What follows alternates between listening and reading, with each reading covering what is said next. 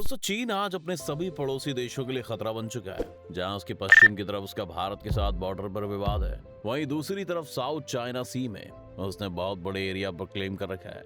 देखा जाए तो एरिया वियतनाम, इंडोनेशिया, फिलीपींस और ताइवान जैसे देशों के बीच में बढ़ना चाहिए था, लेकिन आज चीन ने इन सभी पर क्लेम किया हुआ है और वो यहाँ पर आर्टिफिशियल आइलैंड्स बनाकर इन पर मिलिट्री हार्डवेयर भी इंस्टॉल कर रहा है। इन सब को देखते हुए वियतनाम और इंडोनेशिया ने चुप न बैठकर एक्शन लेने का प्लान लिया है और वो अब चीन के सामने अपनी एक मिलिट्री वॉल खड़ी कर रहे हैं। क्या है ये पूरा मामला, आइए जानते हैं आज के इस वीडियो में। लेकिन वीडियो शुरू होने से पहले अगर आप इस चैनल पर नए हैं या आपने अभी तक इस चैनल को सब्सक्राइब नहीं किया है तो चैनल को सब्सक्राइब करना और बेल आइकॉन दबाना ना भूलें। यूक्रेन युद्ध के बाद सभी देशों को ये बात समझ में आ गई है कि अगर आपके पड़ोस में कोई ऐसी सुपर पावर है जो आपके साथ फ्रेंडली नहीं है तो कभी भी युद्ध की घोषणा हो सकती है। उन्हें इसके लिए तैयार रहना चाहिए।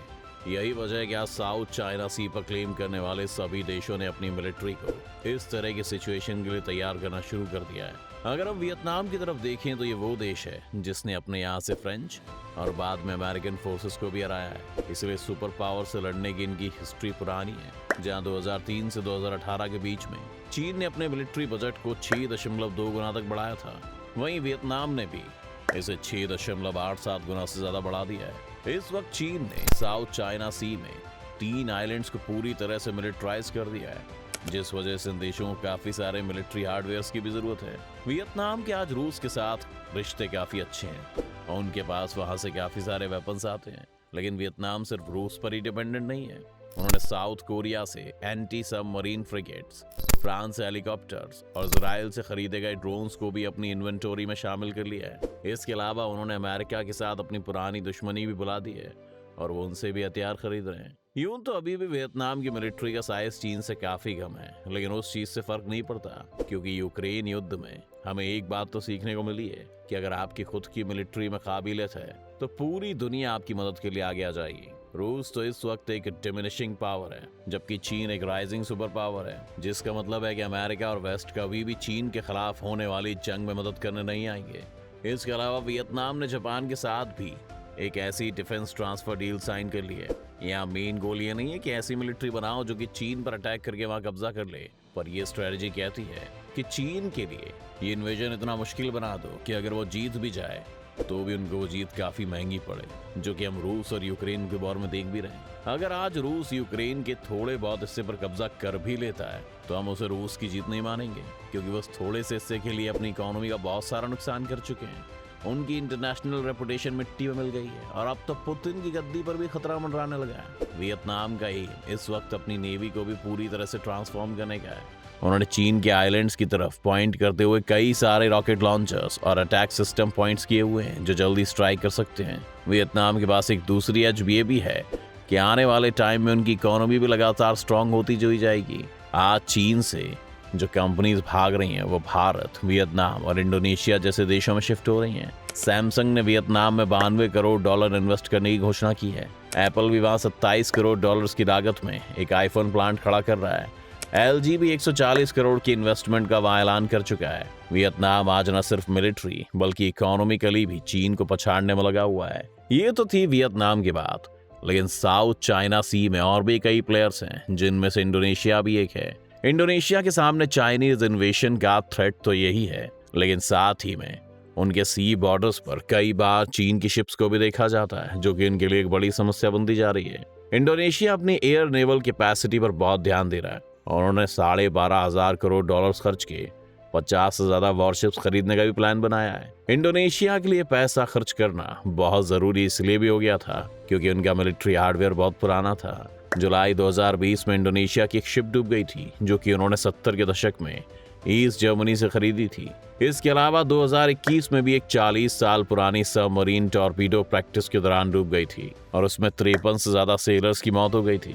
इस तरह की एक्सीडेंटल डेथ्स, और वो भी ट्रेनिंग के टाइम, वहां पर काफी आम हो चुकी है। उनके लाइट हेलीकॉप्टर्स और एयरक्राफ्ट्स के बारे में भी इस तरह की खबरें आती ही रहती हैं। लेकिन अब इंडोनेशिया ने डिसाइड किया है कि वो अपना स्टाइल बदलने वाले हैं। उन्होंने फ्रांस से अब रफाइल भी ऑर्डर कर लिए हैं और सिर्फ इतना ही नहीं, अब उनकी एयरफोर्स में अमेरिका के लेटेस्ट F-15 जेट्स भी शामिल होने वाले हैं।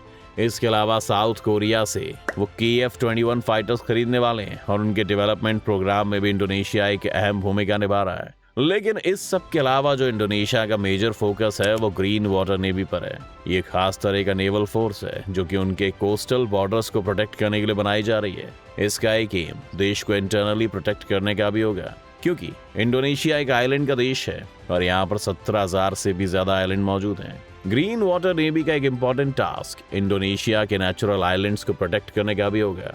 इस आइलैंड ग्रुप में 272 से ज्यादा आइलैंड्स हैं जिन्हें फिलहाल तो इंडोनेशिया कंट्रोल करता है, लेकिन चीन के मुताबिक इन पर चीन का हक है। ये आइलैंड्स इसलिए भी जरूरी हैं क्योंकि इनकी सब सॉइल के अंदर अरबों खरबों क्यूबिक मीटर्स की गैस मौजूद है। एक एस्टिमेट के मुताबिक यहाँ के टोटल गैस रिजर्व्स इंडोनेशिया के दुनिया के सबसे बड़े गैस फील्ड्स वाले देशों में से एक बना सकता है, जो कि इनकी इकोनॉमी को अचानक से बहुत बड़ा बूस्ट देगा। इसी वजह से इन गैस रिजर्व्स पर चीन ने भी अपनी बुरी आंख टिकाई हुई है। इंडोनेशिया का प्लान अब सिंपल है कि जल्द से जल्द वो 274 शिप्स को तैयार करे, जिसमें 10 कॉम्बैक्ट स्क्वाड्रन और 12 नई डीजल सबमरीन्स भी शामिल होंगी, ताकि वो अपनी कीमती एसेट्स पर चीन का कब्जा ना होने दे। अगर एस्टिमेट्स की माने तो इन सब चेंजेस के बाद इंडोनेशिया अपनी सबमरीन फ्लीट्स को 3 गुना बढ़ा देगा। इंडोनेशिया के सामने अभी एक दूसरा खतरा ये है कि चीन के पास long range precision guided missiles हैं और एडवांस ड्रोन्स की भरमार है, जिसका ये मतलब है कि अगर चीन को इंडोनेशिया पर अटैक करना है तो वो अपने बॉर्डर्स पर बैठे बैठे कर सकते हैं। इसका एक नुकसान ये है कि वो मेनलैंड इंडोनेशिया पर हमला करने से पहले उनके इस एरिया को पूरी तरह तबाह कर सकते हैं। लेकिन इंडोनेशिया के लिए अगर इस सब में कोई अच्छी खबर है तो वो यही है कि साउथ चाइना सी के उनके बाकी नेबर्स नहीं अपनी मिलिट्री को चीन के खिलाफ तैयार कर रहे हैं और पूर्व की तरफ एक मिलिट्री वॉल सी बन गई है। इसमें अगर हम जापान, ऑस्ट्रेलिया, यूएस और भारत वाले क्वाड को भी शामिल कर लें तो चीन समुद्र में पूरी तरह से घिरा हुआ नजर आता है। इसका एक फायदा यह है कि किसी भी एक कंट्री पर अटैक करने से पहले चीन को ये कैलकुलेट करना पड़ेगा कि क्या इन सभी देशों का हमला वो एक साथ सह सकता है। चीन के लिए अपनी मिलिट्री स्ट्रेंथ से भी ज्यादा जरूरी उसका कारोबार है, लेकिन यह कारोबार भी इन्हीं वाटर से होकर गुजरता है।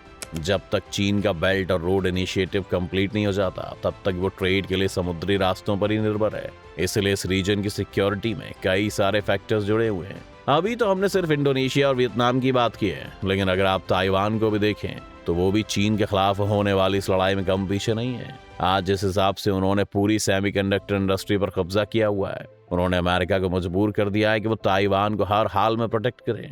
अगर साउथ चाइना सी के किसी भी देश पर हमला होता है तो अमेरिका के पास इससे बेहतरीन मौका नहीं होगा चीन को कमजोर करके ताइवान की सिक्योरिटी इंश्योर करने का।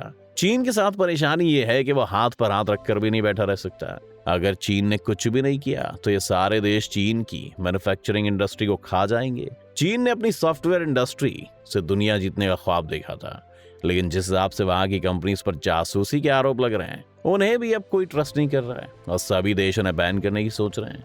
अगर आने वाले सालों में आप चीन का हाल सोवियत यूनियन जैसा देखें तो भी आपको सरप्राइज नहीं होना चाहिए, क्योंकि उसकी पॉसिबिलिटी काफी बढ़ चुकी है। अगर आपको क्या लगता है कि क्या चीन की कम्युनिस्ट सरकार 2030 तक भी टिक पाएगी? अपनी राय में कमेंट्स में जरूर लिखें। उम्मीद है आपको आज की इस वीडियो से काफी कुछ नया सीखने को मिला होगा। अगर आपको वीडियो पसंद आया तो वीडियो को लाइक करें और अगर आप इस चैनल पर नए हैं तो जाने से पहले से सब्सक्राइब करना भी ना भूलें।